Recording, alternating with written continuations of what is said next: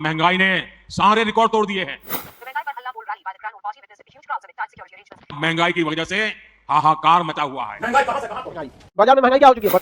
महंगाई बढ़े और वो भी किस हालत से बढ़े। भाइयों बहनों, अब तो एक साल से महंगाई के विषय में बोलना ही बंद कर दिया है।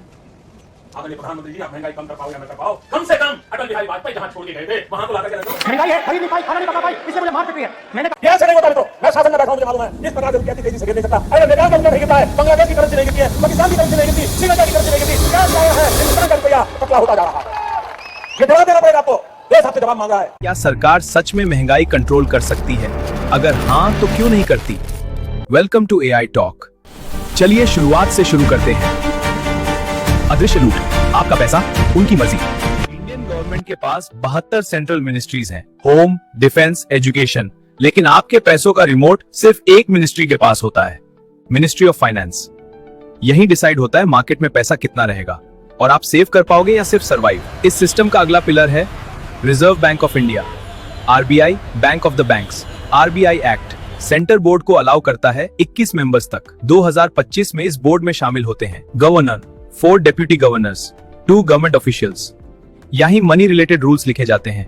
एमपीसी मॉनेटरी पॉलिसी कमेटी, जब मॉनेटरी पॉलिसी बनती है तो मॉनेटरी पॉलिसी कमेटी बैठती है, सिर्फ 3 रिजर्व बैंक ऑफ इंडिया से, 3 गवर्नमेंट अपॉइंटेड। अगर वोट टाई हो जाए, गवर्नर का कास्टिंग वोट होता है और यही डिसाइड होता है repo rate, reverse repo rate और महंगाई का प्रेशर। अब सवाल उठता है, रेपो रेट क्या है? रेपो रेट वह ब्याज दर जिस पर आरबीआई बैंकों को कर्ज देता है। रेपो रेट आपकी जेब का रिमोट कंट्रोल है। रेपो रेट नीचे पैसा सस्ता, मार्केट में ज्यादा पैसा। यह एक प्रभावी चेन है, सरकार, RBI, bank, business, service class और अंत में आप।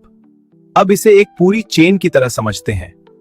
रेपो रेट बढ़ने पर क्या होता है? जब रेपो रेट बढ़ता है तो बैंकों का लोन महंगा हो जाता है, बिजनेस की लागत बढ़ जाती है, लेकिन आप पर क्या असर पड़ता है? अगर मेरी सैलरी फिक्स है तो कैसे ये मेरे पॉकेट को इफेक्ट करेगा? मेजर इफेक्ट होगा indirect, EMI increase, home, car, personal, education loan सब महंगा। क्रेडिट महंगा हो जाता है, क्रेडिट कार्ड महंगा, महंगाई बैकडोर से बिजनेस को महंगा लोन मिलता है। जब रेपो रेट बढ़ता है, रेपो रेट बढ़ा, short term borrowing cost increase, bond price fall, यानी मार्केट में लेस पैसा।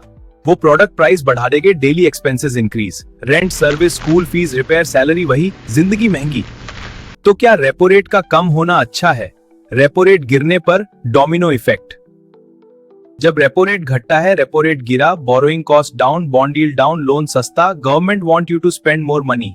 रेपो रेट बढ़ा, लोन महंगा, आप पर सीधा वार, ईएमआई बढ़ती है या लोन खिंचता है, तनख्वाह वही रहती है, सैलरी वही लेकिन जिंदगी महंगी। महंगाई में दबाव, मंदी में खर्च, मिडिल क्लास हमेशा बीच में पिसता है। यानी सरकार और आरबीआई मंदी को संभालने को रेपो रेट घटाते हैं और महंगाई के लिए रेपो रेट बढ़ाते हैं। इस तरह से पैसे को कंट्रोल किया जाता है। और बड़ा सवाल, क्या सरकार चाहती है कि आप आर्थिक रूप से आजाद रहे? अगर आप रेपो रेट को सिर्फ एक न्यूज समझते हैं तो याद रखिए, यह सिस्टम आपको सिर्फ एक कंज्यूमर उपभोग समझता है। क्या सरकार महंगाई को कंट्रोल कर सकती है? जवाब है हाँ, कर सकती है। कैसे? रेपो रेट बढ़ाकर।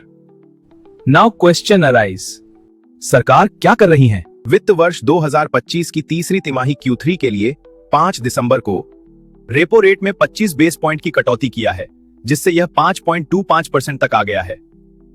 तो आप इस गिरावट का फायदा उठाकर फाइनेंशियल फ्रीडम कैसे पा सकते हैं? इसका जवाब मिलेगा हमारे अगले वीडियो में।